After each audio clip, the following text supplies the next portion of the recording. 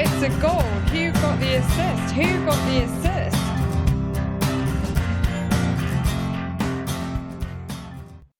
Hello. So what an interesting week that was. The special one returned as the sun rose. Arsenal were rubbish. Both Uniteds drew in a riveting contest, and the VAR-D party continued in both senses. To think about that and what it means for the upcoming fustercluck of fixtures, 3 game weeks in 7 days, Nick and I are joined today by the excellent Josh Williams, otherwise known as @DistanceCovered on Twitter, to bring some expertise and some scout glam to proceedings. Welcome, Josh. I resisted the urge to try an accent. Regular listeners will know I love to try them, but I don't really want to offend you. But in any case, would you mind introducing yourself to the good people?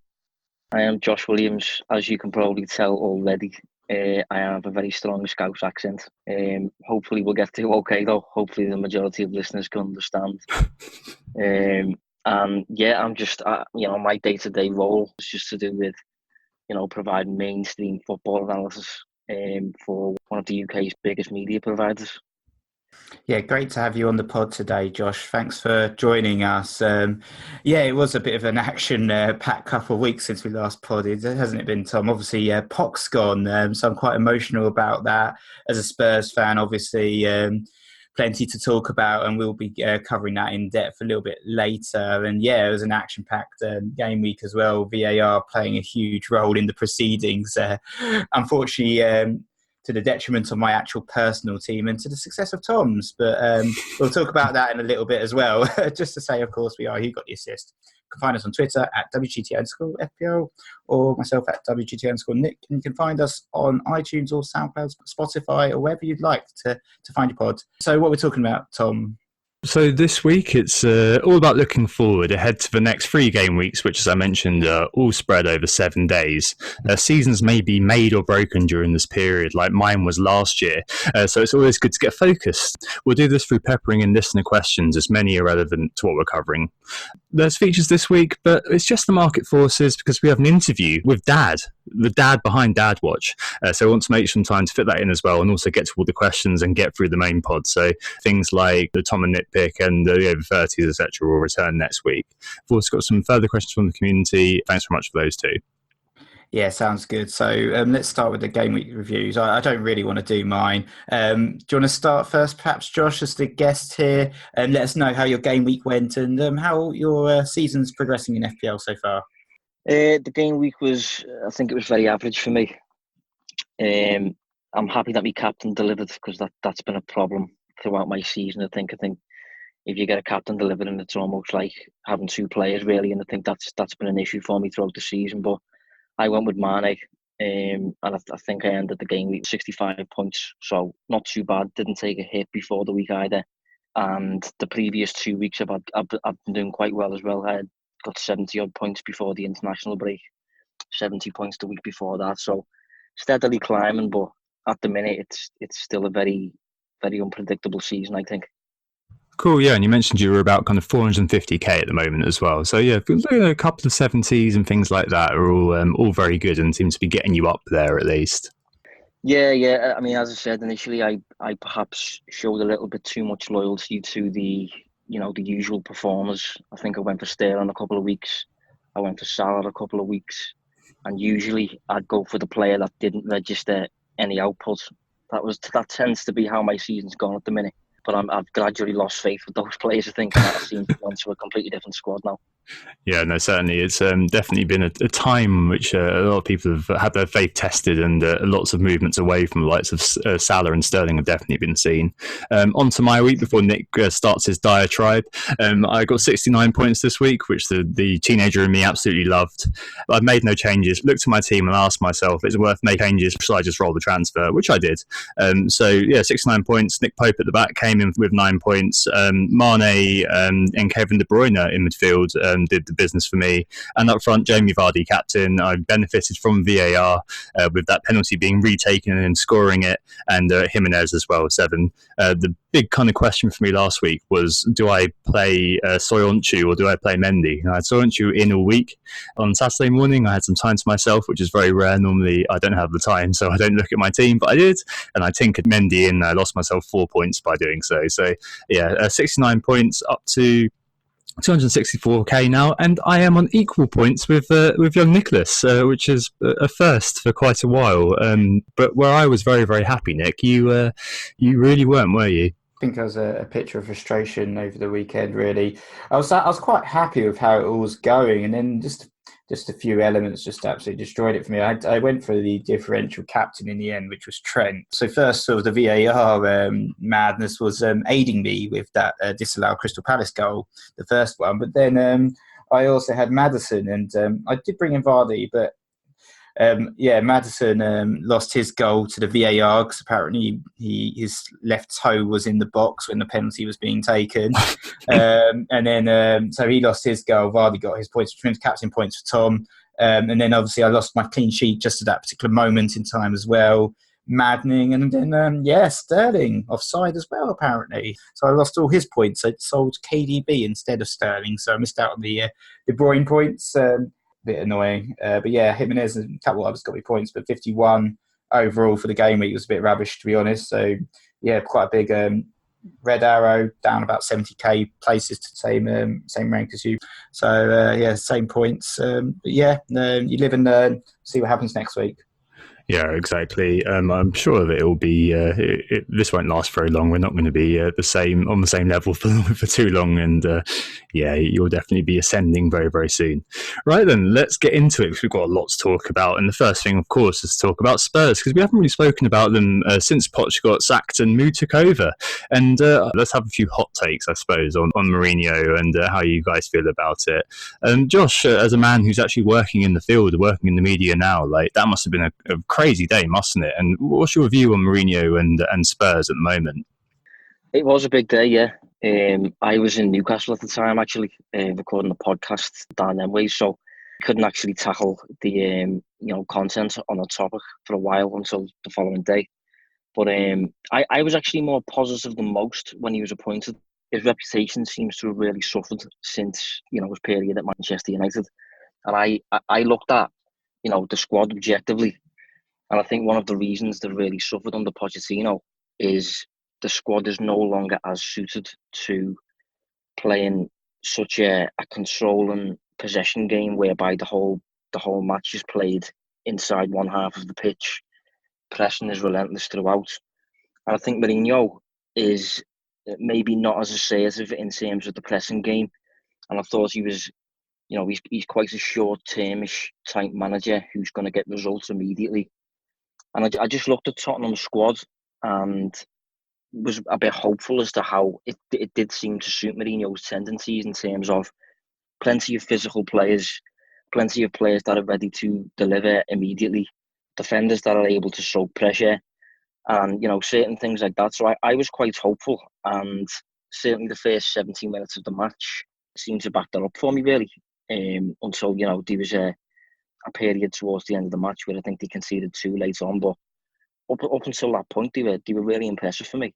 Yeah, definitely. I mean, it was a very, very good start. I mean, obviously, as a Spurs fan, I have to say that I was quite devastated to see Poch go. It was a bit of a shock for me. I think me, like many other Spurs fans, weren't really expecting it. I know we're in poor form, but I'd have thought that his sort of history at the club would have put him in good stead. He led us to second with 86 points, got us to a Champions League final last summer and 4 top 4 finishes in a row, which actually only Manchester City's managed to do over those last 4 years. So, with Poch going and Mourinho joining, and, it felt like we were doing a pact with the devil. Levy had done a pact with the devil, bringing in this guy and a few Hail Marys here and there. I don't know. At first, I was kind of a bit like, I saw what had happened to Manchester United, his reputation with, insulting the likes of Luke Shaw and Eva Canero at Chelsea as well. And I thought, really, do I want this guy at the club? But I thought his first press conference, I was actually quite impressed by him and the way he spoke about the club and the way he spoke about the players. And you could certainly see that in the first performance. The likes of Heung-min Son, obviously, and Dele Alli putting in consummate performances, which starts to make us think, actually, we could start to look at these players again in FPL teams, because obviously for a significant period of this season we haven't really looked at the Spurs players at all. And I know we've got a few questions on that, but I think for now it's certainly all eyes on me. Yeah, it certainly is. And I think Mourinho, the key with him, I think, is the fact that for FPL purposes, that is, he's so predictable almost. We know that Kane, Son, and Ali will almost definitely start every game, which is a little bit of a difference. I mean, Poch was obviously did trust in a few players like Kane, like Son. We also though he was flogging those guys, but definitely the case now that things will become a bit more predictable, perhaps, with the lineups. And as Nick just mentioned, they in FPL become worthy of consideration. So as a segue into the theme for this week, it is upcoming 3 game weeks in 7 days. Game weeks 14, 15 and 16 are all played out over the course of 7 calendar days. And of course, we can't go through all 20 teams, but we're going to pick out some key teams here just for chat about, some of their key players and the guys you should be looking at perhaps for over the next 3 and maybe up to the next 5 up into the bank in game week 18. To start with Spurs then, obviously, Spurs have Bournemouth at home, Man United away and Burnley at home over those 7 days. And we've got a few questions on these, as mentioned. So, John O'Forward and FPL Sis ask, is it Son o'clock? Matthew Jones asks, which Spurs assets should we be knee-jerking in? And FPL Orsmo asks if Nick will get his Ben Davies shrine out again anytime soon. So, Nick, I'm sure that really in terms of this, that there are a few players now blipping on your radar. Who are you interested in going forward, if anyone? I think the main man probably has to be Son for now. Obviously, Kane leading the line for Spurs. He's the guy that you'd perhaps look at outside of FPL, but I feel like his price is still a little bit prohibitive at 10.8 million. And the fact that he's a forward rather than a midfielder, he doesn't really get assists. So you'd only be looking at Harry Kane for goals. And, he hasn't been as prolific this season and the last season than he was in 17-18, 16-17 when he got 29 goals. So we know that, and we talked about it a little bit in the past about Harry Kane's form having dropped off a little bit. Whether that will change under Mourinho, I don't know. You talk about the whole new manager effect, things being exciting at the club again. Things all being positive, at least especially with what the media are saying and what other FPL managers are saying. But I'm still remain a little bit of a pessimist. I'd like to see a few games under the belt. West Ham, let's be honest, they were atrocious. They played really badly in that game. So, it might have just been, we were quite lucky that was his first game to play against a team that, I mean, they'd lost sort of 4 or 5 of their last 7 or something. So, they're in pretty shoddy form. So I'd like to see a few more games. And I think Bournemouth at home and Manchester United away will be tougher tests for Spurs. But I think in terms of the players, Son's probably the one that I would definitely look at. He's actually top of the market forces as well. So a lot of people interested in Son in terms of the FPL right now. Well, in terms of the Ben Davies shrine, not quite yet. It's interesting that he got the nod ahead of Danny Rose, but I've already got Gaza in goal from a personal perspective, and Ben Davies did pick up a knock as well. So maybe down the line, Orsamo, that I might start getting that shrine out, but not quite yet at this moment in time. What do you think about Spurs then from an FPL perspective, Josh? I think for me, there's 3 players that take my fancy at the minute. I think first of all, obviously you start with Son, but I think that explains itself really. I think he's arguably Tottenham's most dangerous player, and he's highly suited to what Mourinho seems to be intended on doing. I think in his first match he obviously used a 4-2-3-1. But I really picked up on a difference in the style of play, really. I think under Pochettino, as I said before, certainly in the glory days, they were inclined to build a possession game so that basically the opposing team are penned in. And then once they're penned in, then you start taking risks on the ball and you start trying things. Whereas I think Mourinho showed an intent to progress up the field really quickly, basically use the traits of the players at his disposal in Son, Dele Alli, Lucas Moura, all very mobile types of players.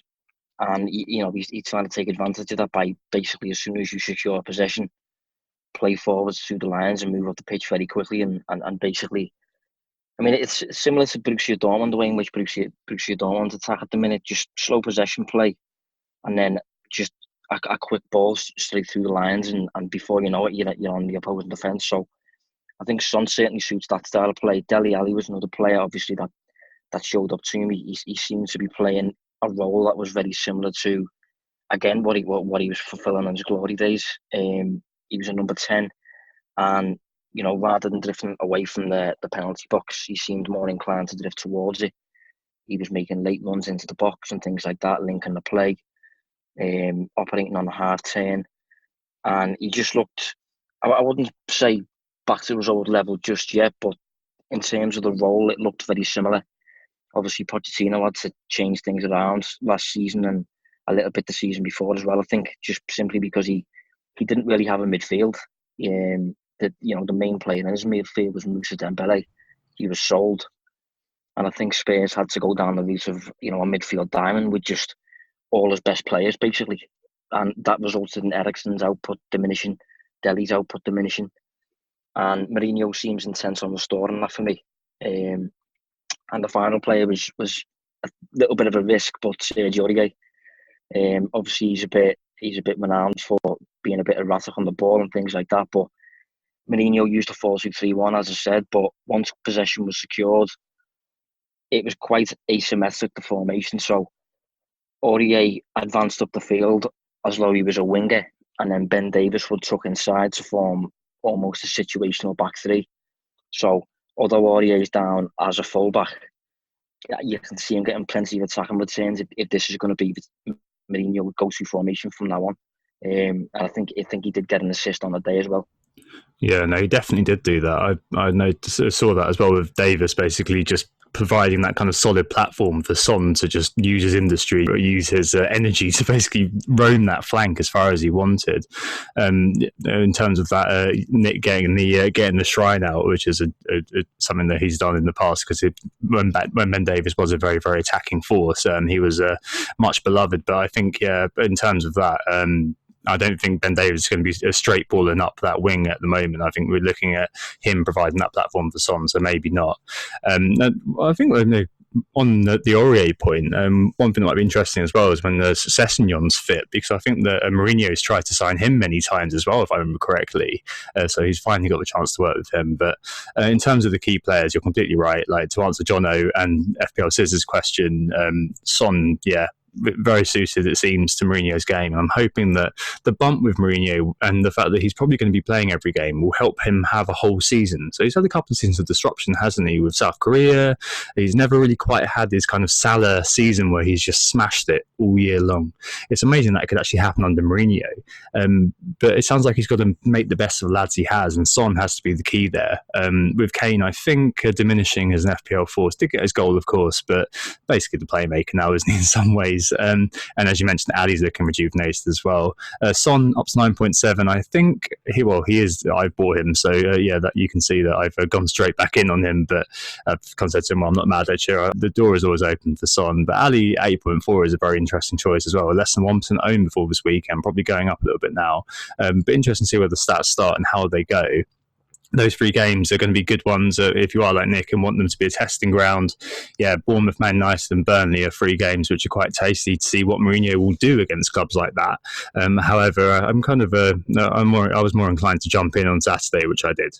I'm interested to see what will happen with Spurs, but they're definitely kind of a team that I wouldn't say you have to cover them right now, but it's always good to make the most of a new manager bounce. We saw with Man United last year when Solskjaer came in, ironically, to take over from Mourinho. Let's move on to Liverpool, which is always very good to have a Scouser on to talk about. So Liverpool's next 3, they've got Brighton, Everton and Bournemouth, and actually up until the blank in game week 18, they've got a really nice little run of fixtures, and actually after that too. So Brighton, Everton, Bournemouth, Watford, Leicester, Wolves and Sheffield United, all the way up until game week 21. There is that little break in game week 18 though, as we mentioned. So we had a few questions on this as well, and FPL Chancellor, as he always does, set the agenda. He said, we need to tap into Josh's Anfield knowledge. Does Josh see clean sheets ever happening? And is there any clear reason why they haven't happened yet? So any insight on that, Josh? What's going on? Because we've all had Liverpool defenders for the season. Indeed, we started with a double up and we've just not seen those clean sheets come in, even though Robertson and Trent Alexander-Arnold have provided attacking returns. It is an interesting one. I actually wrote about it myself, and I actually started the season with the double up on Liverpool fullbacks. And if you look at the underlying numbers and things like that, Liverpool's performance isn't that different. By this stage last season, I think we'd faced unexpected goals of about 9, I think, and I think now it's around 11. So slightly worse off, but if you look at the number of shots that we're taking, I think we're averaging about one more shot per match. And I think we're facing around 2 more as a consequence. So it looks like the attack's got a bit of a boost, but the defence is taking a little bit of a hit. Having said that, last season, despite having unexpected goals faced of about 9, I think we only conceded 5. So, we'd really overperformed the expectations, really. Alisson obviously had a big impact when he first started. And this season, we obviously missed Alisson for around 8 games. And since he's came back in, he hasn't really done anything wrong, but we are used to Alisson performing beyond what's expected. He doesn't seem to have done that just yet since returning from injury, which is relatively understandable.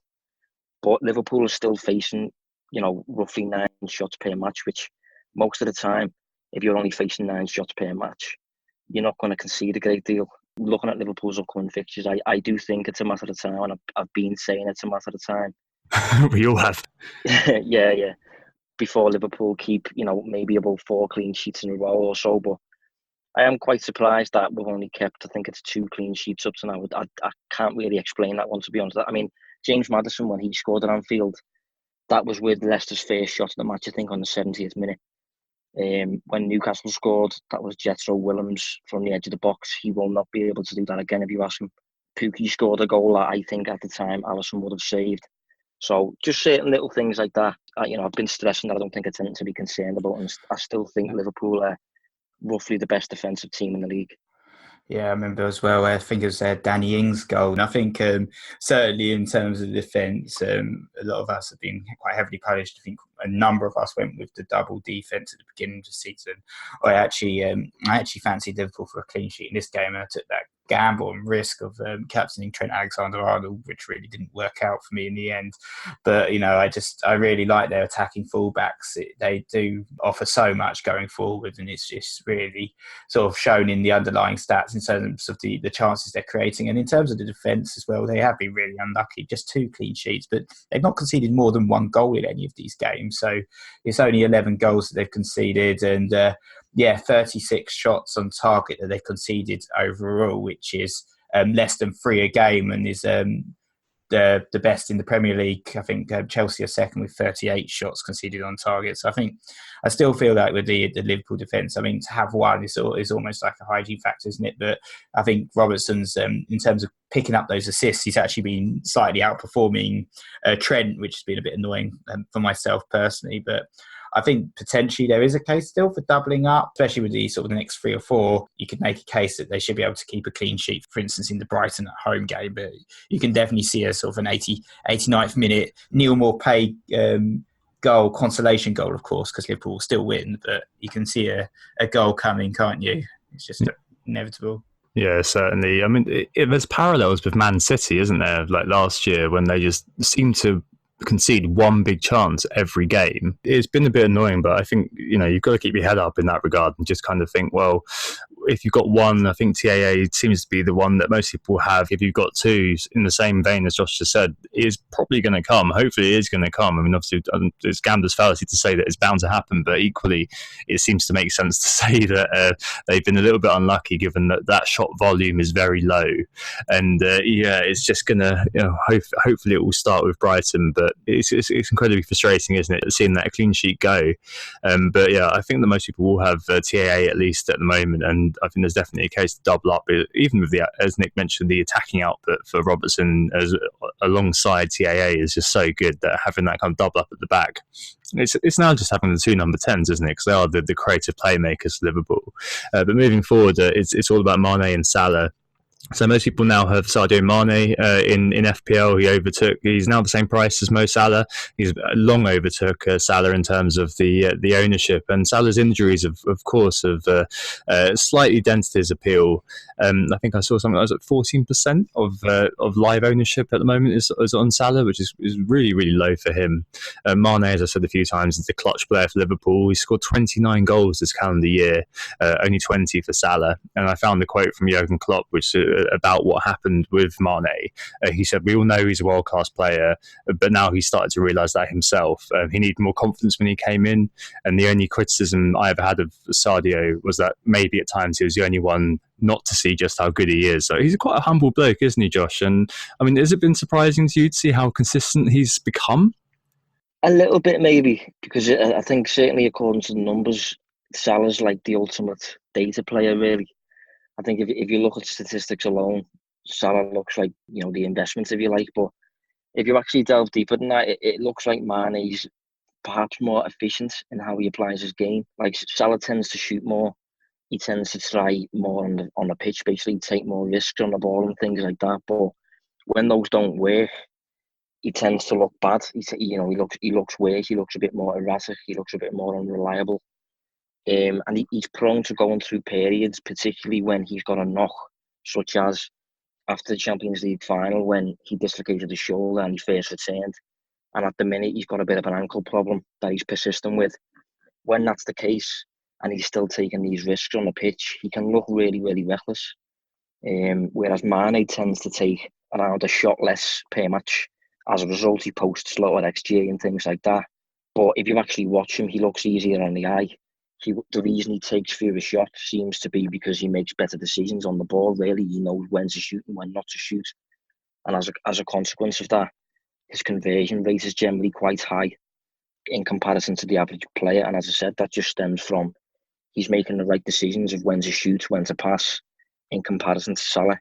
But, two top players, but at the minute, I agree on Mane seems to be on top at the minute. And this season, up until about maybe 5 or 6 weeks ago, this is the first time that I've transferred Salah for Mane. So, and I watch every single minute of Liverpool. So, obviously, there's something in that this season. Yeah, definitely does feel like Mane's going from strength to strength, and I've always said on the pod that I haven't always said it, but in recent weeks I've said I prefer Mane because he is actually the cheaper option, and just going purely on economics, you can't have both, so why not go for the cheapest and then you can spend elsewhere. But now they're the same price, you look at the form that the two players are really, it's a no-brainer, really, isn't it, that you stick with Mane. Mane is the one that's delivering week in, week out in terms of the returns. And yeah, he really has stepped up his game in terms of being, potentially, sort of right up there as one of the best players in the world now, in terms of the performances that he's putting in for Liverpool week in, week out. And I think from an FPL perspective, he is the key guy. And obviously Mo Salah does have injuries from some respects as well. Some people might fancy him because he's also on penalties, which means he's got more chance of getting a goal if they do take a penalty, as long as James Milner's not on the pitch. And some of the underlying stats, we've always said that Mo Salah takes more shots than Mane, but as you mentioned, it's got very interesting points you're making there about Mane and being a bit more careful on the ball when taking those goal attempts, which is why he's got the best conversion rate of the two. So I think at the moment, we're all agreed that it's Mane, but you can never write off Mo Salah. 2 seasons ago he banged in 30 goals, or was the player of the season. Could easily come back. All right, cool. Let's move on to Arsenal then. Let's have a little break first, though. Who got the assist? Arsenal, a team with great fixtures, but can we trust them? It's Norwich, Brighton, West Ham up next. Thomas, the Arsenal fan here. Can we trust Arsenal? No, let's move on. It's the long and short of it. We get a question on this as well. So Ronan Megan asked, is Aubameyang worth holding for the Norwich game? It's quite a specific one, really, but I think it kind of reflects the fact that Arsenal have degenerated into Aubameyang or nothing. Although, of course, you've got Lacazette, who scored the brace and just about pulled us out of the mire against Southampton. But yeah, I was speaking to, I think it was Nate Evans on Twitter earlier on. It's the same. It's more of a case of looking at that and thinking, well, is it going to annoy you to remove Aubameyang and him do something against Norwich? Obviously, he didn't against Southampton. And it's just looking like at the moment the team is so dysfunctional. It's a bit like Spurs pre-Poch leaving, that it just doesn't look like it's worth doing. It's a case of Emery being like me against the world, and everybody seems to want him to go. I don't see any reason why he's still there. But at the risk of me going on to an Arsenal rant, I'm going to cut it short and ask Josh instead what his opinion is of Arsenal. Should people be looking at them for FPL? I'm guessing no. I wouldn't advise that. But at the same time, if you already own Aubameyang, I would suggest holding him. That would be my advice on that one.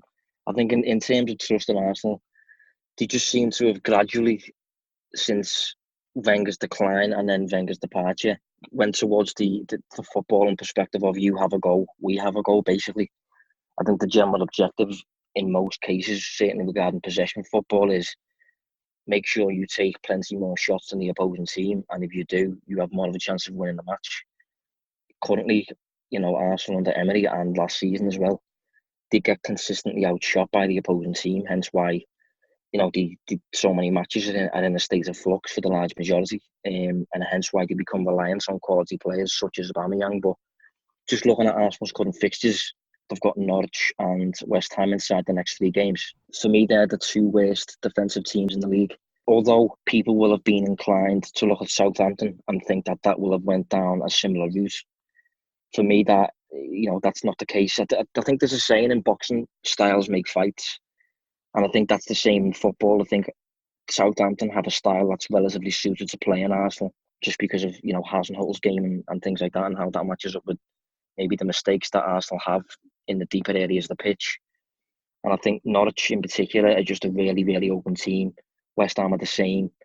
West Ham tend to face consistently clear-cut shots. So he's a player, considering how good he is in and around the box, he's a player I'd be inclined to hold if I already had him, which you don't. Yeah, I think I'd agree with you there. I think Arsenal at the moment, they're a hold club. If you've got one of the 2 forwards, then Lacazette being the other one, I know a couple of people took a punt on him and he obviously got that brace. If you own him, then definitely hold for the Norwich game, Brighton, West Ham. Next 3 really nice fixtures for Arsenal. The defence, I wouldn't go near the defence at the moment. I wouldn't trust them at all to keep any clean sheets. I think they're actually... they're right up there in terms of goal attempts conceded over the course of the season. I think they've got the 2nd worst defence in that regard. So far this season. So I think, the defence seems really shaky. But the attack, I mean, there's not really any midfielders to talk about in terms of FPL, but the attack, Lacazette and Aubameyang, those are the 2 guys. But with, the likes of Vardy and Jimenez and even Rashford, and Abraham obviously as well, putting in good performances week in, week out, for slightly cheaper as well. I wouldn't be looking at those guys right now personally, even with the really nice fixtures. But moving on to a team that have been in really good form, defensively and offensively, Leicester. Have you had Leicester players in your team this year, Josh? You tripled up. What do you think of Leicester in terms of their next fixtures and their performances this season? Currently doubled up on Leicester, so I have Vardy and I have Soyuncu as well. I think they're certainly the 4th best team in the league for me. Weirdly overperforming, which I'm sure you're aware of. I'm sure that's a common talking point that I do often see. But even their standard normal level, even if they do regress to what you would label as the mean, they are still, for me, the 4th best team in the league. And, there's plenty of questions regarding Jamie Vardy too, whether he's overperforming and things like that, which he is. But, once you delve into the reasons why, it becomes apparent that it's maybe not entirely sustainable, but there's a reason behind why he's overperforming to this extent, because he's only taken 2 shots a match, roughly, which isn't a great deal. But if you consider how clear-cut those chances are, you're going to outperform your XG. For example, if he gets a clear-cut chance during the match, that's relatively easy to score. That chance will still only have an XG of roughly about 0.3. So if you get 2 of those in a match, you've got an XG of about 0.6. But if you score both of those, you've got 2 goals. So just in that single match, you've overperformed your XG by about 1.4. And he consistently seems to be doing things like that, hence why he's overperforming as a whole. For me, I wrote about it today. I'll give it a retweet when I get back on Twitter. But he seems to be the man for Leicester who is literally doing nothing other than finishing moves. That's literally all he's doing. Mm-hmm. I had a look at in Europe top 5 leagues, 70 strikers have averaged over 1,000 minutes, and I think he's second bottom for passes per 90. He's just not engaging in the build-up, but he's the type of player to, once the move gets to its climax, that's when he gets involved, hence why he's such an output player. Yeah, absolutely, and he's perfect for FPL, isn't he, in that regard? I looked at a few of the numbers around him, and it's a 39% conversion rate at the moment, which is really, really good, or very, very high as well. And to your point, he actually had an uncharacteristically high number of shots in the last game, 6 against Brighton, which really helped even out that number a little bit. But yeah, it is crazy at the moment. And as you've said, Vardy has just been charged by Rodgers to finish, hasn't he? He's basically the last day Michael Owen in his prime, to some extent, because that's all he's interested in. That's all he's doing. He's not part of the build-up, is he? And that's why he's also a bonus hog in FPL, because he doesn't do anything except score. And he only has, as you said, 2 chances a game? I think that's definitely true. We've long noted that. Just for whatever reason, this year, for whatever reason, probably under Brendan Rodgers and the system he's playing, the quality of those chances is just so high that if he takes 2 shots, scores them both, then you've got loads of points plus bonus. Add on top of that penalties, and you've got a really high XG plus a lot of points. And I think we see every year a lot of masochistic people when this sort of thing happens, when a form player emerges like this. When obviously there's a few flashes in the pan, but when you see a form player like this emerge, there's loads of people who say, "Oh, it'll never keep going. We'll never keep going." But after a while, especially when we're at this point, when Vardy has done a lot of damage to people who don't own him, you got to be thinking, why did you do this to yourself? Like, why did you go through that? I mean, Nick, you're a man who bought Vardy in last week, but you didn't captain him. What was the reason behind that? Like, surely it was worth putting the armband on Vardy and just kind of thinking, well, let's just run with it. Yeah, maybe. I think obviously, hindsight's a wonderful thing. It could have paid off. It didn't, unfortunately. Again, it was second half goal and quick assist that really did the business against me. And again, if that penalty hadn't been VAR'd, then it might have been another story. So, obviously, at least I brought the guy in. I didn't punish I wasn't masochistic, as you put it, and decide not to transfer him in. I think we've covered Leicester pretty much in depth. Obviously, the defence as well, worth considering. Like Ben Chilwell putting some really. I know you brought him in, haven't you, Tom? Actually, Ben Chilwell. Yeah, I have. Yeah. But I mean, I wish I could have got Ricardo, actually. He's outscoring Maddison and Tielemans at the moment. Obviously, there was that little flourish earlier on. But, I really like Ben Chilwell. I think he's basically a cover for those attackers. I mean, Tielemans was pretty anonymous in the last game. But Maddison, always looks good. But I'm just not convinced by him. But anyway, we have spoken about them to death. Another team we have spoken about to death is, of course, Chelsea. The next two, particularly, are incredibly juicy. West Ham at home, as Josh mentioned, they are one of the worst defences, one of the bottom 2 defences in the league, and Aston Villa at home and Everton away. Lots to chat about them this week because obviously Mason Mount didn't play against Man City. The Athletic said that Lampard had chosen to go the steal of Jorginho, Kante and Kovacic against Man City to try to counter their threat through the middle, which kind of makes sense. But obviously loads of FPL managers have taken that as a flimsy pretext to drop him. It makes a lot of sense, to be honest, if you are going to try to rush on Son or something like that. I didn't choose to. I chose to keep Mount. And I mean, I looked at him over the last 6. He's been statting all right. He's third for shots amongst midfielders. So he's had more shots than Maddison actually over the last 6. But he's not very good for chances created with only 8. But he's been eclipsed by a couple of his midfield comrades. Willian is top for both shots and chances created over the last 6 in the analog stats. And Pulisic is second for XGI amongst mids in the expected ones. And he's had more shots in the box than Willian as well. A very, very selfish player in the Mane mould who's quite good. So, Josh, where are you with the Chelsea boys? And we'll come on to Abraham in a minute, who I'm guessing is just a huge hygiene factor for everybody. What's your setup with them and how do you view them overall? Overall, really impressed with Chelsea. They're doing a lot better than I initially expected.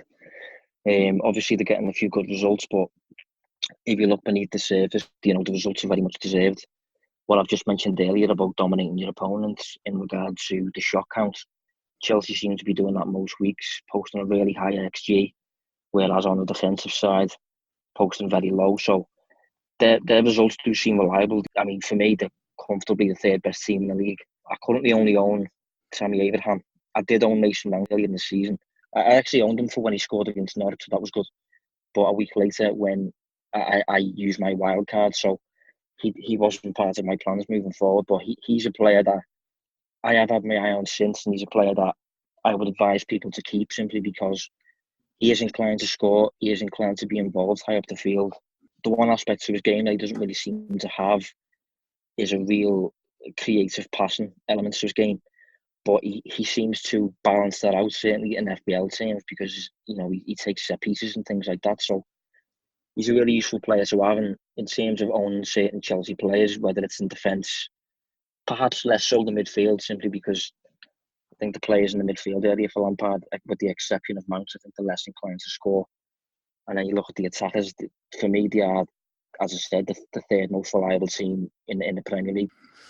Yeah, they have been very impressive, and yeah, we've certainly seen a change in them. I remember at the beginning of the summer, a lot of people were writing off Chelsea because of the transfer ban and losing their talisman in Eden Hazard, but Lampard sort of worked wonders from some of the young players that really emerged this season that perhaps a little bit unexpected in the pre-season, like the guys from the Championship, Mount and Abraham, who've sort of become staples in our FPL teams this season. And I think, we're even talking now about the likes of Tammy Abraham even getting the armbands perhaps this game week, primarily because of that poor West Ham performance, but not just because of that, but because he's been a solid FPL pick this season. He's now got 10 goals to his name, 2 assists, even in sort of the running for the Golden Boot. Perhaps no one would have really predicted that, I guess, at the beginning of the season. So, I really like Abraham. I think he's really starting to be like one of the key players this season, it seems. And Mason Mount as well. It was disappointing. They didn't start against Manchester City, but it was a tactical decision based on the opponents that they were playing.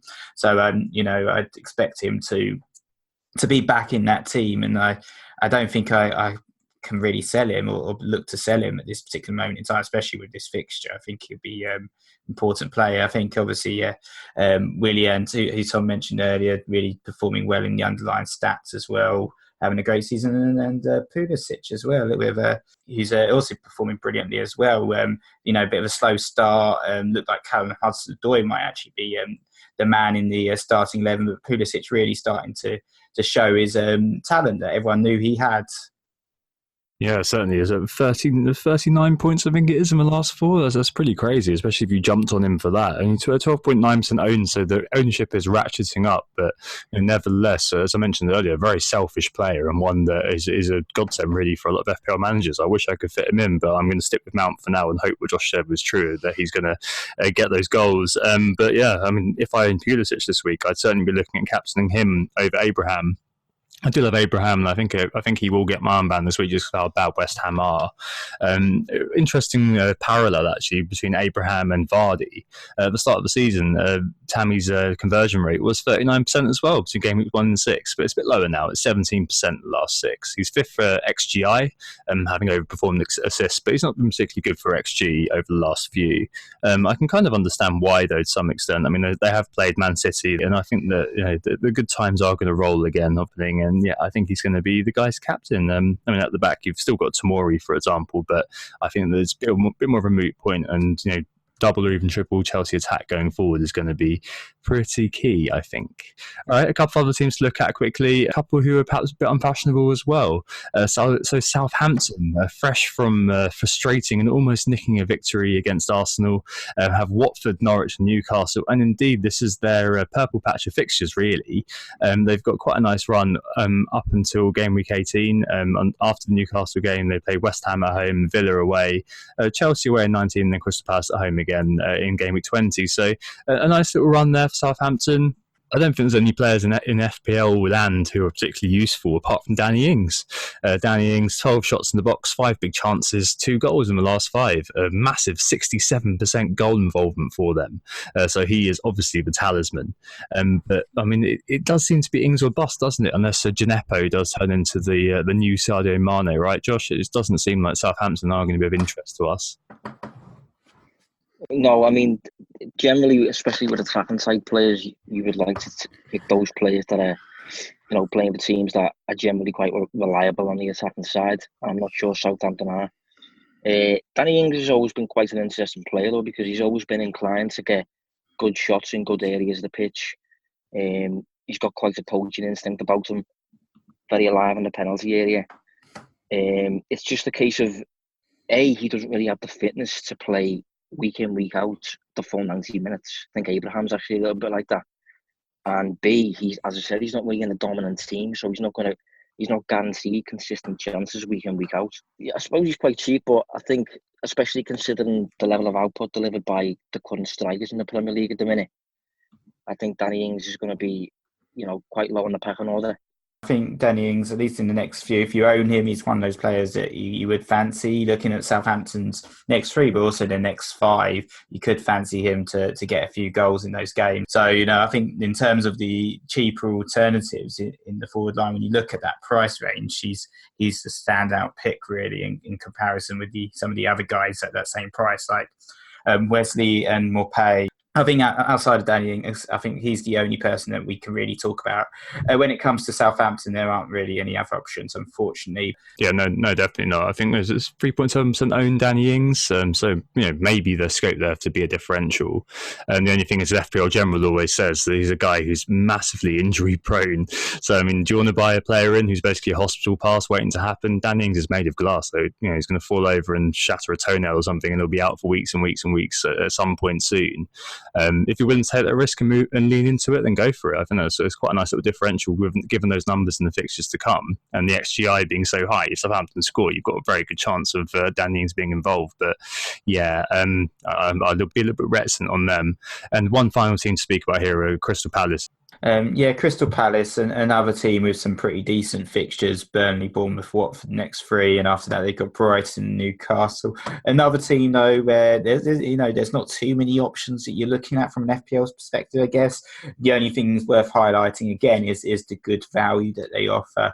Zaha's obviously been very absent this season, only showing up to frustrate our Liverpool clean sheets with his first goal of the season at 6.6 million, as would be inevitable with Zaha.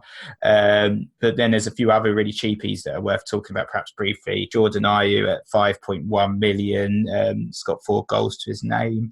An even cheaper option if you're looking at sort of like a third forward that can sort of rotate with sort of a 4-man or 5-man back line, then Jordan Ayew's your man. And Martin Kelly as well in the team at the moment, only 4.1 million. He only played 20 minutes in the last game, so not too great from that perspective. But yeah, I don't know what you think about Crystal Palace. Are you a fan of their players, or you're not too sure about them from an FPL perspective? I think defensively, possibly, but on the attacking side, certainly not. No, I think they're possibly the worst attacking side in the league at the minute. I'm not exactly sure now, but certainly before this weekend, they'd taken the fewest shots in the league. I think it was about six fewer than Sheffield United. I think Hodgson's just very middle of the road, very safety first. And I think looking at those upcoming fixtures, perhaps Burnley and perhaps Watford, I can envisage those being very, very tight, perhaps 2 clean sheets. But on the attacking side, as I said, just because of those numbers and how cautious the team are, I just wouldn't have enough faith in the team as a unit to be able to attack so that a player can post certain returns. So although Wilfried Zaha is relatively cheap, Palace as a unit, as I said, just aren't reliable enough to rely on attacking returns. Yeah, certainly. You're right at the back. There is kind of some interest there. You've got the old warhorse Gary Cahill, for example. 4.5 could be of interest to people. Dear Mama Sacco could be another guy who's of interest to people. But I can picture me rolling maybe with Zaha. But I share your cynicism on him. I know James from Planet FPL is quite interested. But 1 goal in 14 games, as usual, looking okay in the stats. A decent number of pen box touches. And my issue really is the player's head. Does he really want to be there? Apart from a goal this week and a pen assist in game week 10 versus us, when you've got Chambers to put him down, is there anything sparking me other than price and fixtures? No, not really. Fixtures do beget form though sometimes, as we know, so it could be the case that he's of interest if he does start to pull it out and become Palace's talisman in terms of going forward. So the goals have to come from somewhere. They can't come from James McArthur getting a lucky goal every now and again, or the defence scoring. But yeah, I think he's one to watch and wait on for me. He's not one to dive in on right now, but I completely understand again the other side of it when you take a risk with a player like that.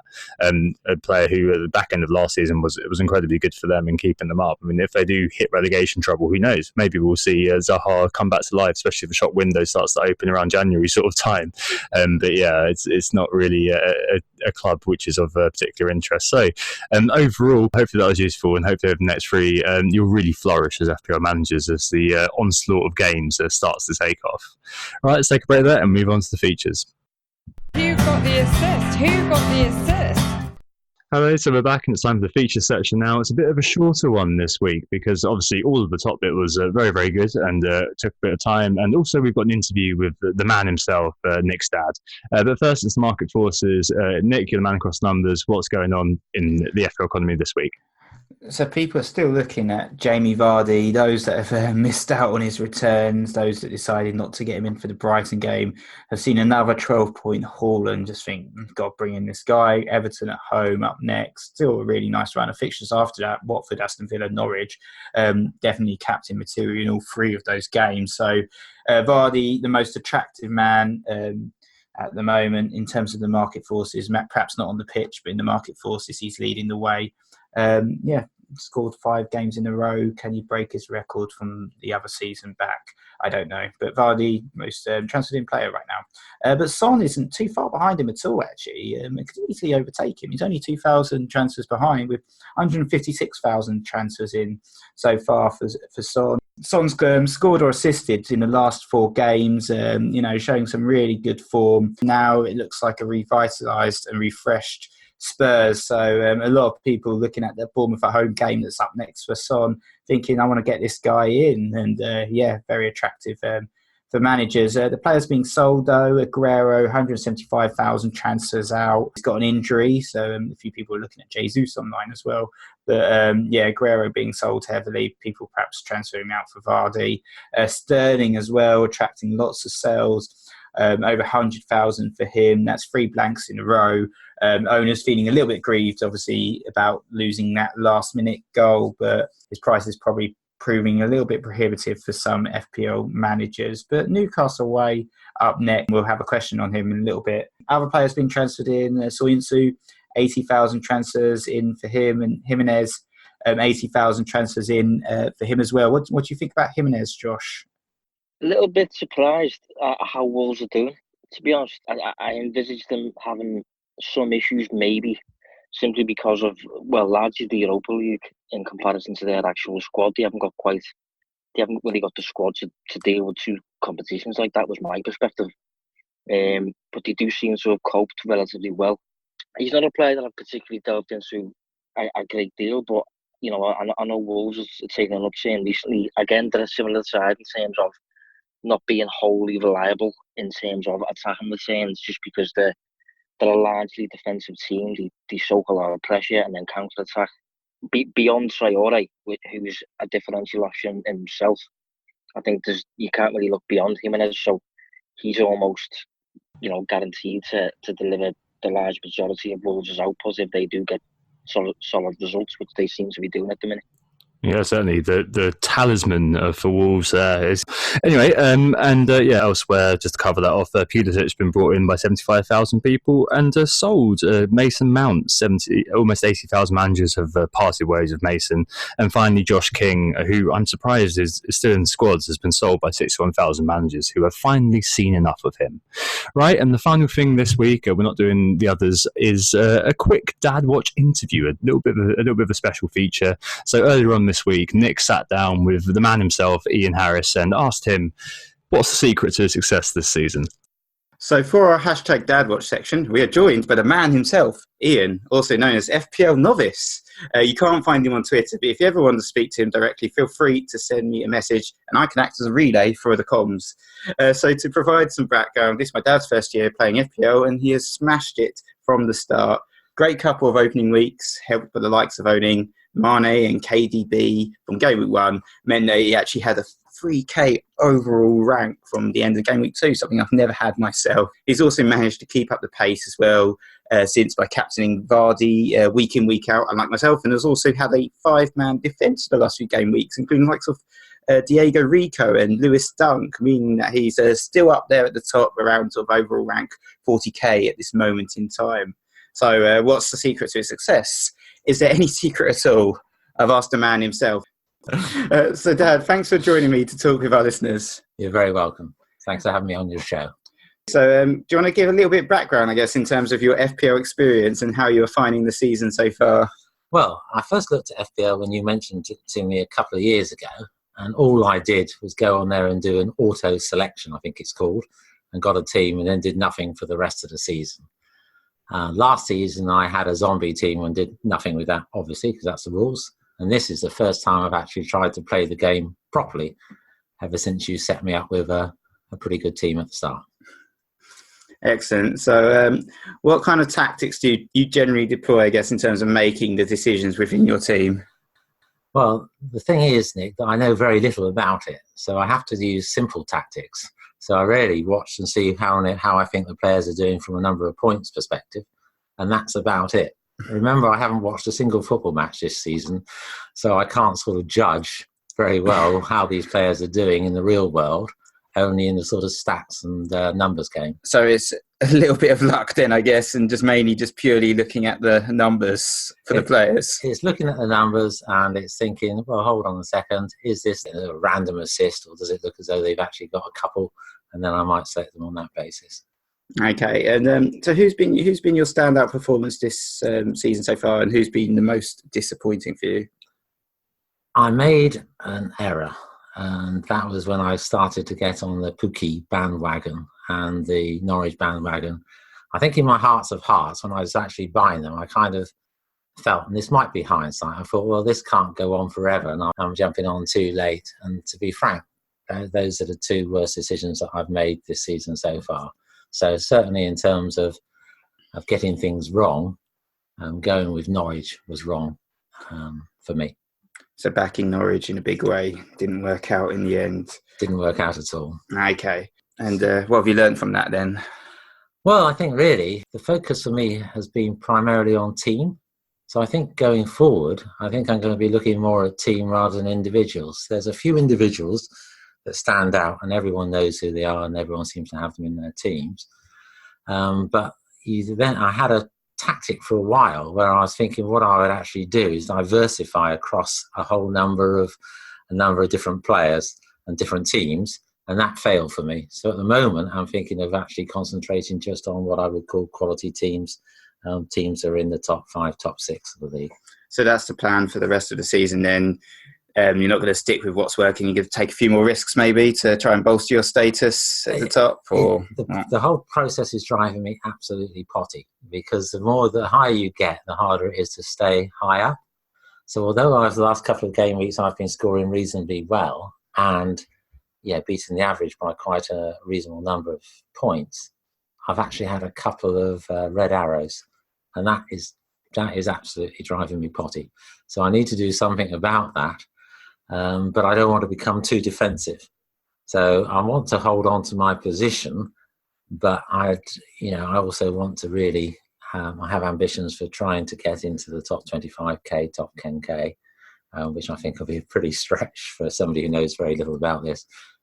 You're doing all right at the moment. You just need to continue to do what you're doing because it seems to be working much better than some of our listeners and myself and Tom as well, who are a little bit behind you right now, but not too far behind. Slowly, hopefully catching up, maybe. We'll have to see. So, we've had some questions from the community as well, who are very interested in #DadWatch and what's been going on over the course of the season. Lots of feedback on Twitter we've had to the regular sections.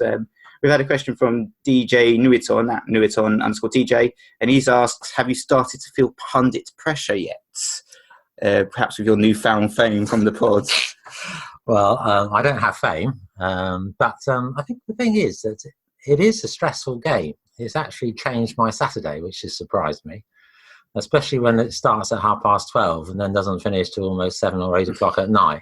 It does mean to say that I am spending an awful lot of the time with my screen open and almost living in a parallel universe where the real world is going on around me, and inside my head I'm actually watching FPL, and sometimes I accidentally slip from one to the other. Well, I think you've noticed that with me for a long time now, that I'd come over on a Saturday for a family day and you're saying, what the hell are you still on your phone? What are you looking at? What's going on? I'll be looking at scores and everything, and now you've got that same addiction that I've got. So I know, and it's really random because sometimes I get things that suddenly come out accidentally. So I might be sitting there and I might say Vardy assist, and people think, well, what are you saying? And I think, I'm supposed to be asking if I'm having a cup of tea, and the wrong answer comes out. Well, exactly. I remember the other day when Lewis Dunk got that yellow card and you swore quite loudly in the lounge and you got told off by my mum, so it was quite funny. Well, I didn't realise that had happened. So it is strange. It is ridiculously addictive, and I'm kind of determined to do pretty well at it if I can. And the other thing that happened, absolutely stupid, really. I wanted to captain Mane for a week, and I thought I had, but I haven't pressed save the team.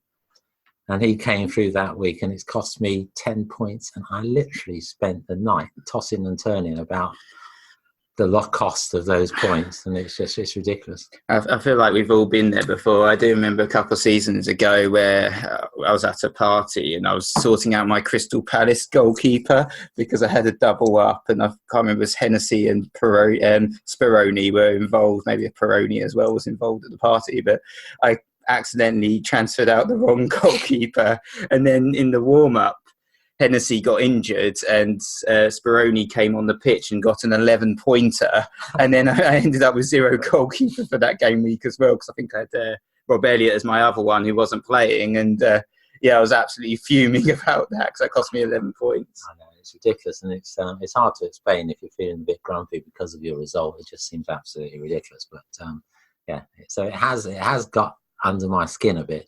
I don't know if I'm going to do it next year. I'm going to do it this year as well as I can, but I might do something different. I'm not sure if I'm addicted or it's just a passing phase. Oh yeah, definitely. I think you've probably got the addiction and have to play next year. And some more questions. We've got FPL Kaza. He's asked, how did you pick your original squad? How do you decide your transfers? For instance, he's interested in particular with your Ndonka to Højbjerg decision. That was to do with team coverage, was it, at the time? Yeah, just irrational behaviour. I was quite cross because I looked at Ndonka and I don't think he'd scored anything for the last 2 or 3 game weeks. And I just to start really, then Ndonka. No, so I just looked at him and I was just cross, and I actually did that. I just did it as a sort of knee-jerk reaction, and absolutely at the time I was playing a strategy of trying to have as much coverage. There seemed to be very few clean sheets coming through. So I got it in my head that it would be quite sensible to have coverage to get as many clean sheets as possible, because they seem fairly random. Oh, fair enough. He's also asked you, did you find FPL stressful or fun like as addicts? I think you sort of half covered that already. Yeah, it's a sort of toxic mix of both, isn't it, really? Yeah, exactly. You get the highs and you also get the lows, and the stress is involved. I'd like us both to get top 10k. I'd like to win the blooming thing. I don't think that's possible, but I'd like to do pretty well at it. I think that's everyone's objective, isn't it? I don't think I can sit here and say that I know an awful lot about football, because I don't. No, I don't know, and you know far more than me. I mean, I actually make some pretty irrational decisions, which surprises me, because I thought that because I'm not invested in the game, in the sense that I don't actually have a team that I support. I wouldn't recognise some of the players if they came and spoke to me on the street. Certainly, I think a couple that you put in initially, I haven't a clue who they are or who they play for. Well, I know who they play for now, but certainly at an international level, I wouldn't know. I'm not overly invested. And I think that actually helps. And then suddenly, I feel empathetic towards a player or cross with a player, and I make a rash decision, which surprises me. And I do things that I think Tom described my last move as a rookie error, which I think is probably kind. Thanks very much for joining us for this special #DadWatch interview. I hope the listeners found it useful as well, and perhaps caught a little bit of wisdom. Perhaps if you shared any wisdom at all, I don't know. Perhaps in terms of the secret to your success, which many of our listeners were very keen to try and identify, so they can emulate you in terms of your performance this season. But it sounds like a little bit of luck, perhaps a little bit of skill as well. I mean, you have made some very good decisions. Vardy, I thought was quite smart getting on him earlier. Yeah, that was a good decision, but then I recognise the name, and as I say, because I don't actually have any emotional attachment, I am driven completely by the numbers. So I wouldn't just not choose Vardy because I don't like him, or I don't really know much about him. So I think that helps. So I think almost it's that ignorance that it might be the secret to my success, if there is any secret or any success. I'm not sure. No worries. So thanks for joining us for this special edition. Thank you. That's Bye. Okay. You're welcome. Who got the assist? So we're back, and it's time to catch up with the Who Got This This mini league. If you want to join the league code is EIKX03, and it's still being updated at the moment. So we're not going to do a full update this week, but just a quick shout out to the standalone runaway winner right now, which is Kieran Screeton. He got 78 points this game week. Another really good score for him. Game week rank of 72,000. Vardy captain, really doing the business for him. Also got the likes of Pope and Mane and De Bruyne and Jimenez and Robertson, etc. Just all getting in points week in, week out. Overall rank now 41st for him. So well done, Kieran. Great performance this season. And we also got our FPL Christmas party in association with Fantasy Football Hub on the 13th of December. Always a really good event. Lots of people went last year, had a good summer party as well. So plenty of managers and stuff to meet up and have a chat and have a little bit of a drink as well. So it should be really good fun. And that's at the Marylebone Sports Bar and Grill in London. We'll be there from 6 p.m. Yeah, definitely clear your diaries for that one.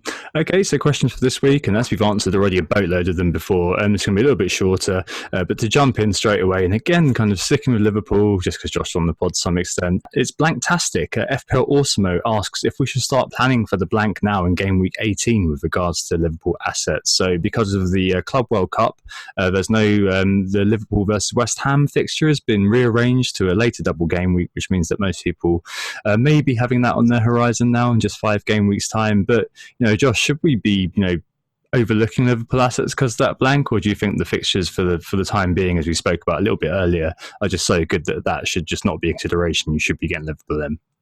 There's 2 ways of looking at that one. You can play safe and plan ahead and gradually get rid of your Liverpool players, or you can look to almost bring them in as differentials, if you like, because players will be inclined to start moving them out. That is, I suppose, the way that I'm going, because my plan for this week was to bring in Robertson alongside Trent, who I already have in my team. But I'm a little bit stumped as to whether to do that, simply because of the whole Gabriel Jesus thing. I'm not sure what I'll do regarding that. But I think if I was, my advice would be to keep Liverpool players up until as long as you can, and then maybe for when they actually do go to, I think it's in Qatar, maybe plan it so that you've got 2 free transfers so that you can move them out then. That's certainly going to be my plan if I do bring in Robertson. But yeah, it's a tricky one, that one. Yeah, I think for me, I'm probably going to just stay with the double up for now. I was tempted by the triple up for quite a while. I was tempted by bringing in the likes of Robertson or something along those lines, but I just don't think it's working for my team. My setup's already pretty decent, to be honest, for this game week anyway, with back line of Trent, Lundstram and Tomori. And I don't know if I can take any more of the defensive double up and the loss of those clean sheets as well. So I think for me, I'm quite happy with just having Trent and Mane for the next game week. And if I'm not going to bring one in this game week, I don't think I will do for the Everton derby. And then you're only talking about 2 games before the blank as well. So, there's plenty of other teams that we've talked about earlier on in the pod with good fixtures over that period of time. So perhaps just 2 Liverpool players is enough for me, I think, for the short term at least. Yeah, I think much like both of you, and like you, Josh, I was looking at Robertson this week, but things do change in this game. We do go through changes very, very often, and there's a case to be loyal to the game and just kind of think, okay, you've got to prioritise the short term. Like as you said, people are going to be maybe overlooking Liverpool, so having 3 is maybe a huge differential for you, a nice little Hail Mary, but I think the fact is there's an abundance of other options, the likes of Chilwell, as Nick mentioned, the likes of Tomori, who cost a lot less and are probably going to do a decent job over the next 4 and don't have a blank coming up. I can see both sides of that argument having merit and having credit to them. For me, I was looking at Robertson pretty strongly. He was penciled in to come in this week, but I've gone another way just because things have changed and Son suddenly became what I wanted. But yeah, it is one of those where it just very much depends on your play style. Like, are you going to be kind of looking to kind of maximise those Liverpool players? Because as Josh said earlier on, those clean sheets surely are on the way. So if you get the double up, even if you go for Mane and Salah, you may see that happening. They're going to be grinding out results over the next few. Tough question. I think at the moment, given what we know, 5 game weeks out, is looking like the double up is where we are. But Josh, you mentioned a minute ago about Jesus being of interest to you, and it's loosely related to the next question, which is to pie off Raz. So FPL Vader asked us if the time has come to finally move Sterling on. And this question was asked before Kun Aguero was ruled out by Pep for quite a while. I think he's going to miss the Manchester derby, for example. So he's out for quite a long time. And the suggestions, of course, that Jesus and Sterling do very well together. There was a tweet put out by the official FPL account which showed that Sterling did very, very well in terms of points per minute when Jesus started, but that was a little bit misleading. 2 of Sterling's goals in that West Ham game came after Aguero came on for Jesus, so it's not exactly true to say that the PPM is as they stated it was. It was a little bit more nuanced than that. But yeah, certainly Jesus is giving a lot of people cause to reconsider that kind of Sterling sell, despite the fact, as Nick said, in the market forces he is being moved on. I mean, Josh, you mentioned Jesus is crossing your mind as a bit of an interesting character to bring in. We've just got such a phobia to trusting in Pep, I think, in the FPL community, that often we struggle to see the wood through the trees when it comes to Man City. So what's your thoughts on Jesus and Sterling, Josh? Yeah, I know Jesus has come on my mind simply because of the Aguero injury, obviously, because once he comes in, if he's going to act as Guardiola's main striker and he's going to play every week, I mean, he's going to perform way beyond his actual value. I think he's only around 9.5, but he's going to perform in terms of how dangerous he is and in terms of the outputs he can potentially deliver. He's going to perform to, roughly a 12 million standard.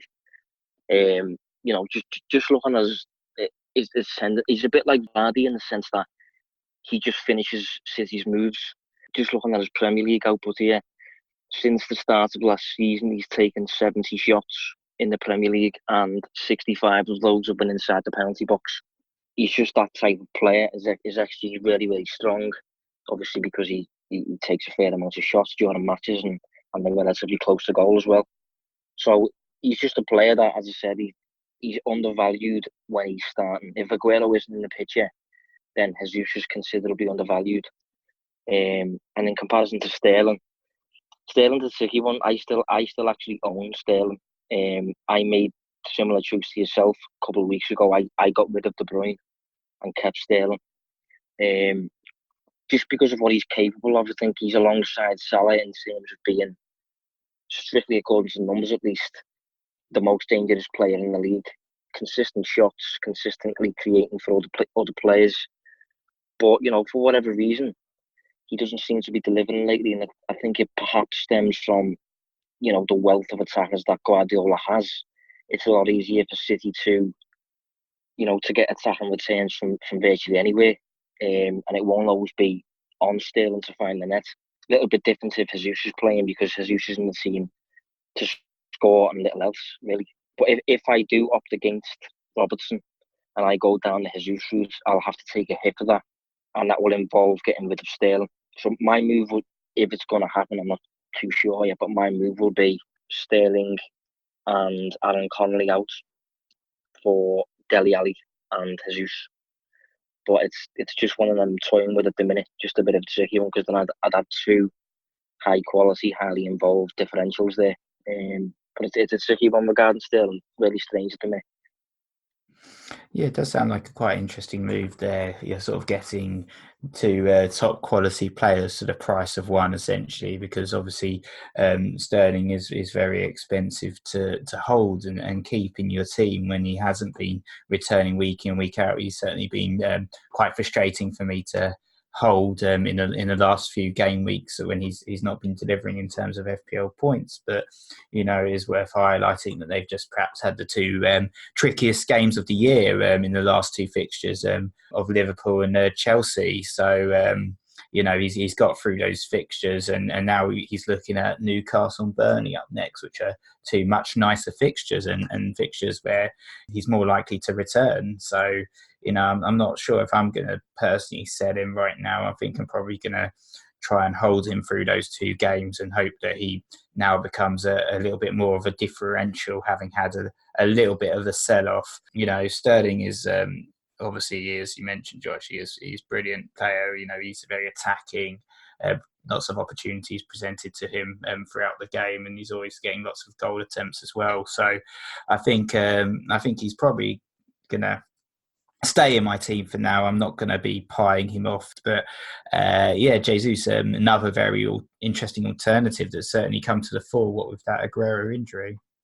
Yeah, I think we always say, don't we, that if you can get a nailed-on City attacking asset, then you buy it, which definitely makes sense in the case of Jesus, and he could definitely be an option for people who are looking for that little differential. But I mean, really, when with Pep's teams, it's always just the case of basically saying only the FPL gods can judge me from this point, because you just don't know week to week. I mean, I sold Sterling a couple of weeks ago, and I haven't really looked back, to be honest. He's blanked both times, but I've been very, very lucky, I feel, both times as well. He's still doing what he always does, is still kind of being fairly quiet, but getting through to have that one big chance, and it's been pretty nerve-wracking not having him. And I did get very lucky against Chelsea with that ricochet goal that Kevin De Bruyne scored to make it look a lot better than it actually was in terms of removing Sterling and keeping De Bruyne. But I mean, I had De Bruyne at 9.5, loads of money tied up in him, unlike you, Nick, so it made sense for me to remove Sterling. I'm hoping that keeps continuing, that he keeps continuing to do nothing, but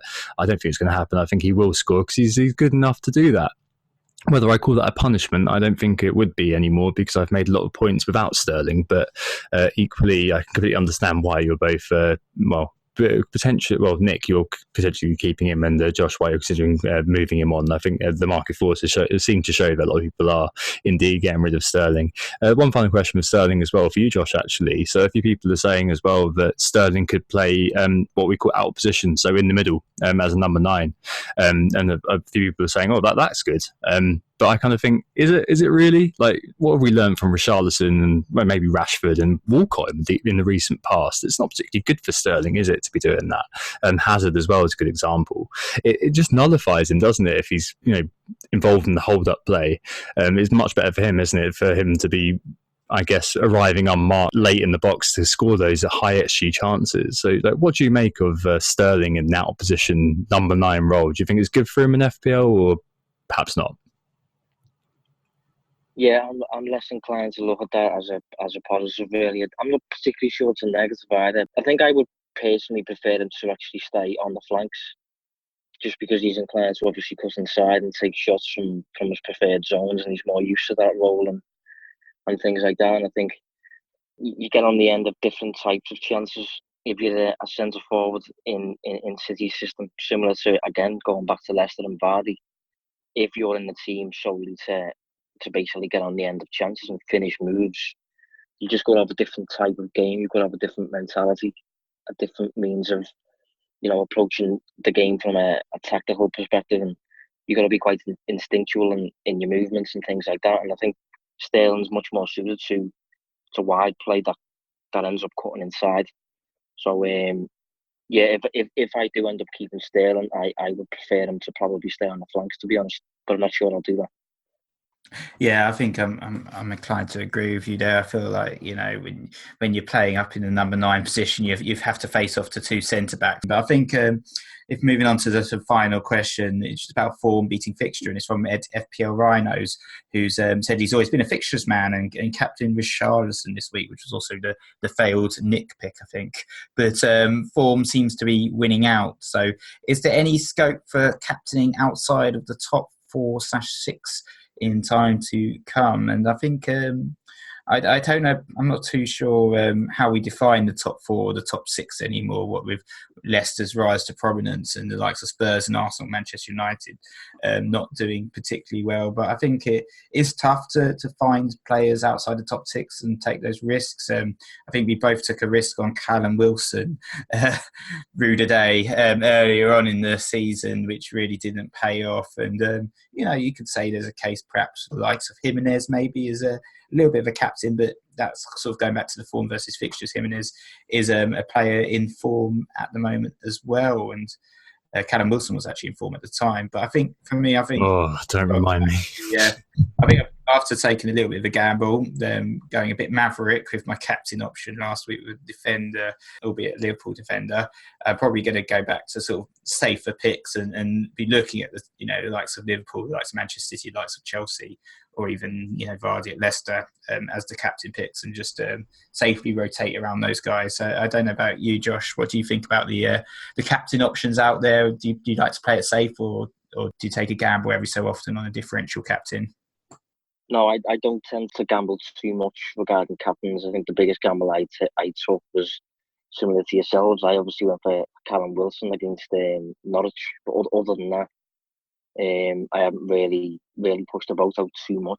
I said earlier in the podcast that I think it's really important for your captains to just get some sort of return, because it's straight away. It's almost like you've got two players.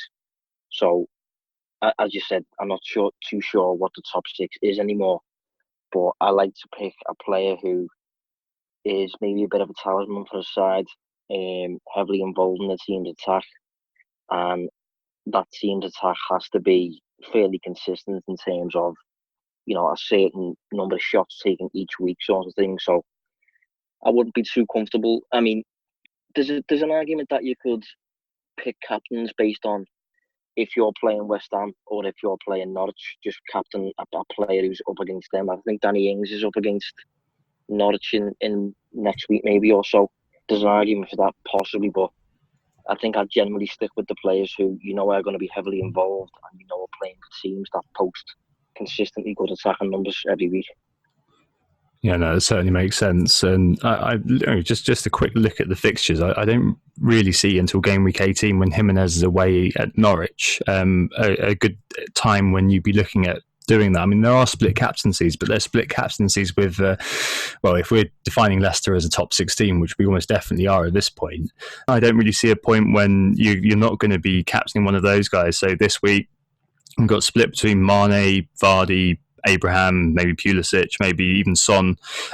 Game week 15, you've got Vardy against Watford, Abraham against Aston Villa at home, Mane in the Merseyside derby perhaps. In game week 16 again, Mane away against Bournemouth, Vardy away against Villa. Game week 17, everyone's going to captain Vardy against Norwich, I'm pretty sure, although Mane does play Watford. Liverpool do play Watford that week. And game week 18, that takes us up to then, when there's lots of really awkward fixtures for lots of people. Man City are at home to Leicester, which knocks out perhaps Vardy as well. Chelsea are away to Spurs, which knocks out Abraham, Pulisic, and Mounts of this world, and maybe knocks out Son as well. So you've got that's a good time to maybe look at the likes of Jimenez as your captain. That's the best fixture I think that week. Norwich are at home to Wolves that day, but other than that, I think it's a very situational pick to look at captaining outside the top 4 to 6, because as Josh said, I think it's the consistency, isn't it, to really do that. There is. I don't know. I mean, looking around, there is game week 15, I think, if we're going to go with targeting the whipping boys, as Josh intimated a second ago. Game week 15, Jimenez is playing West Ham, so maybe that could be one in the midweek fixture when there's going to be a lot of rotation. But Vardy at home to Watford, he's going to play that game. I don't really see why the captaincy would go anywhere else, except for if you're trying to go for a differential, of course. And that's a very nice segue, of course, to the very end of the pod, which is the transfers and captains for this week. So I've already made my transfers. I've carried on with my recklessness as it is, breaking all the rules. I haven't taken a hit this week. I had 2 free transfers, as I said, and I've brought in Son again. This is the second time he's been in my squad this season. I brought him in before his price rose on Saturday night. I took out Tielemans for him. It was quite a difficult decision between him and Mount, actually, but I elected to remove Tielemans because I could fit in Ben Chilwell for Ben Mendy. So keeping the left-back called Ben flame going.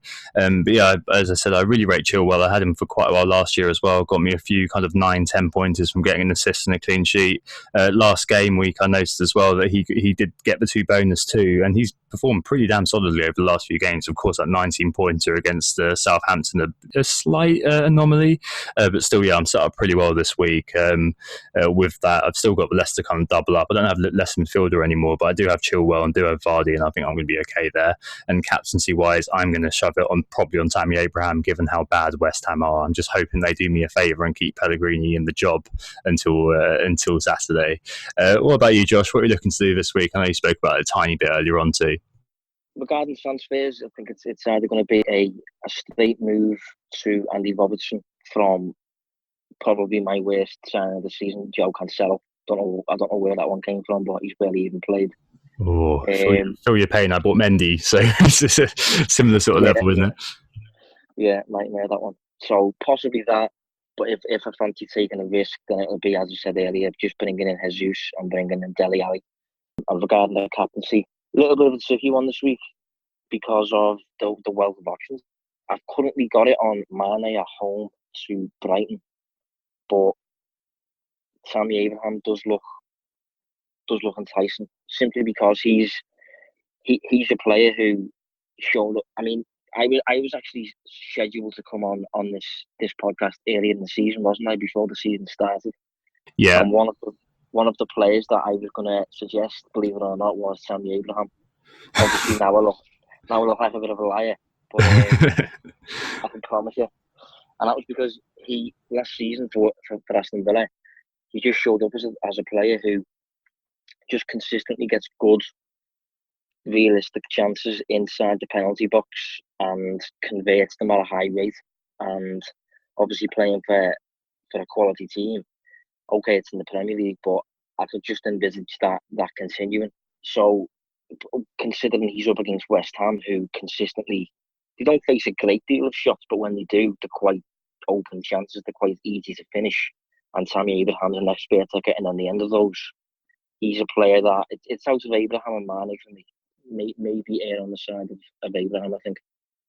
Yeah, for me, I think it's Mane that's got the armband right now. Was quite tempted by Abraham as well. It's a bit of a sort of a 50-50 between those two, but I'm leaning towards Mane just because I've said this before. I think midfielders tend to offer a little bit more than forwards as captain picks, just because they get extra points and they get the points, the clean sheets as well. So even if they don't score, sometimes they can get a clean sheet point, and it's not a complete captain fail. But yeah, I think Mane for me. He's getting my armband. In terms of transfers, I'm probably going to roll my transfer this game week. So I had 2 free transfers next game week. I'm pretty happy with the squad I've got for this fixture set. So yeah, probably going to roll. Oh, great. Well, that's your lot this week. Thanks very much for listening. Just to say we are Who Got the Assist. You can find us on Twitter at WGTA_FPL. Find Nick at WGTA_Nick. Listen and subscribe, of course, across the podding spectrum. We're joined today by Josh at Distance Covered. Thanks very much for your time, mate. Always, mate. Thanks for getting me involved. Yeah, thanks, Josh, for coming on. It's really good. Just if you haven't joined our league, the league code is EIKX03. There's also a theme to every single pod. Last week, it was a Green Day. We'll be back next week. We'll be back on YouTube on Tuesday the 3rd, and just because 3 game weeks in 7 days and there's no time really to do a podcast, but we'll be on YouTube for a live sort of performance that I'll cut up into a little audio thing as well. But the good news is I've learned how to do graphics with a lot of help from Football Index Guide and FPL Dave. So we'll be presenting it like that, hopefully, and it'll be very, very nice and very WGTA branded. So looking forward to that one. But in the meantime, good luck this weekend. I hope to assist you, and we'll speak to you very, very soon. Goodbye. Bye. Excellent. Thanks, Josh. Nice one, mate. Thanks. Oh, it's a goal. Who got the assist? Who got the assist?